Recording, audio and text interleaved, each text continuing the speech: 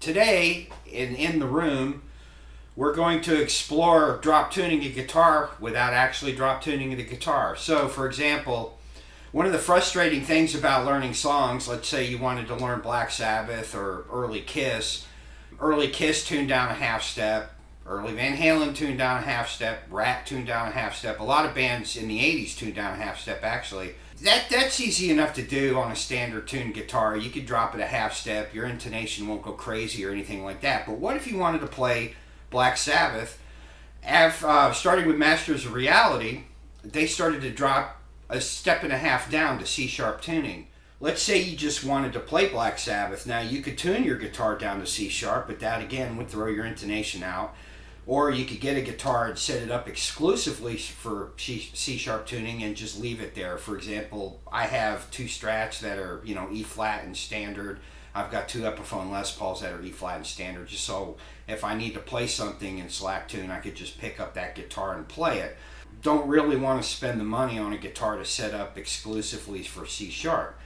So today I'm playing through my Boss Katana 50 Mark II, and it's a great practice amp, and it has basically all of the Boss effects built into it.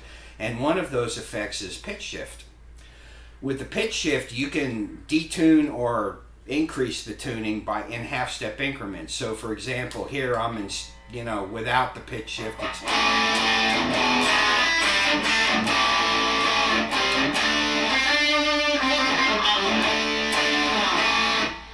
Now if I wanted to go down a half step, let's say I wanted to play some early Van Halen or some Kiss, I could drop that down. So there's standard. So I just dropped the program down a half step.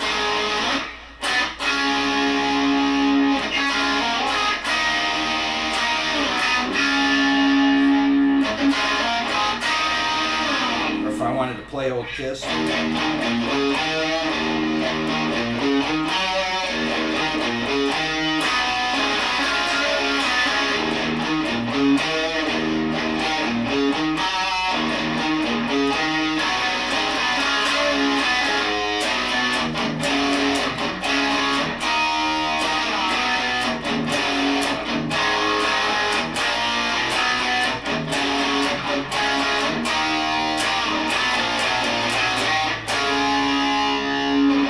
Don't worry, Gene, your royalty check's in the mail for using that little snippet.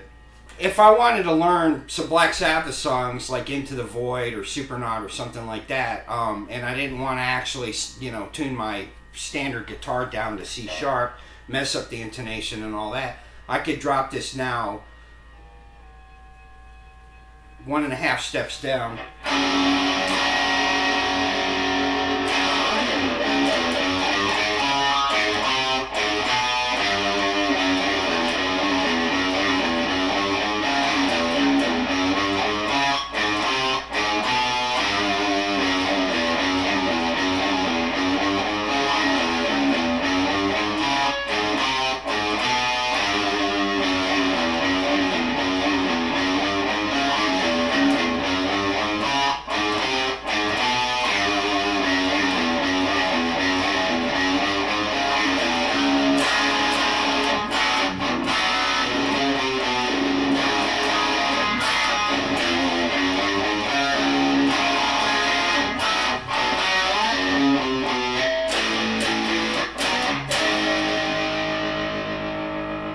Supernaut.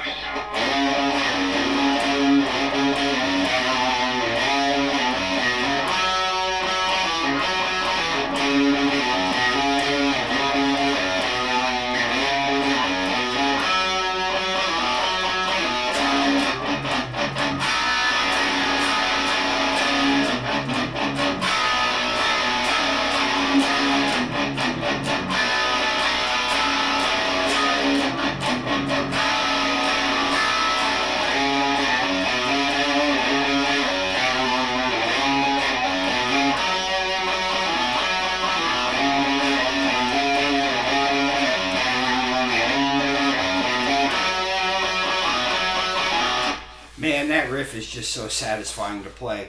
basically, it's kind of a hidden gem, I think, in the Katana. Now, Boss just put out their Polytune pedal, and they're, I think they have 2 versions of it. One's got a foot treadle, so it works like a Digitech Whammy, and then the other one is in their standard compact case format, and it basically just lets you drop tune or up tune the guitar in half-step increments.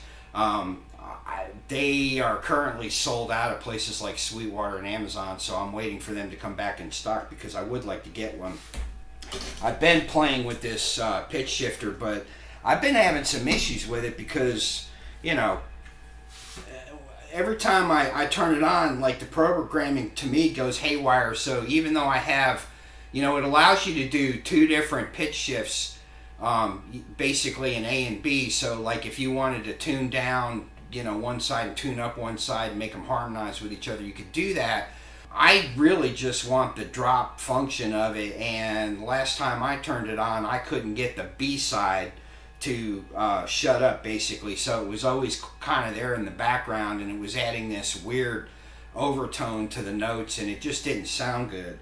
When I found the pitch shifter and the Katana, I was real excited. I've been using this, you know, to play a lot here in the in my little home lab studio, if you will. So it's perfect for learning, you know, like these Sabbath songs and stuff like that.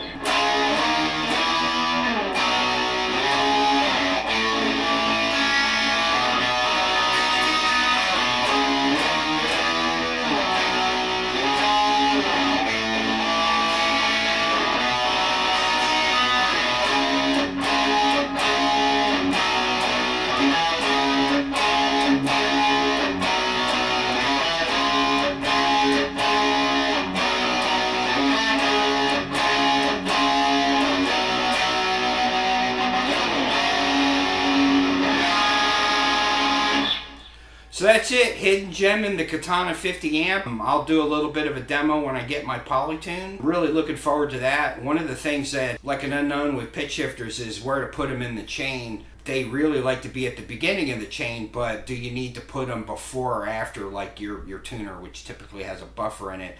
I really don't know if they're impedance sensitive or not, but I can pretty much guarantee that the Boss pedal has a built-in buffer because most, if not all, of their compact series do. In fact, they call it the Boss buffer.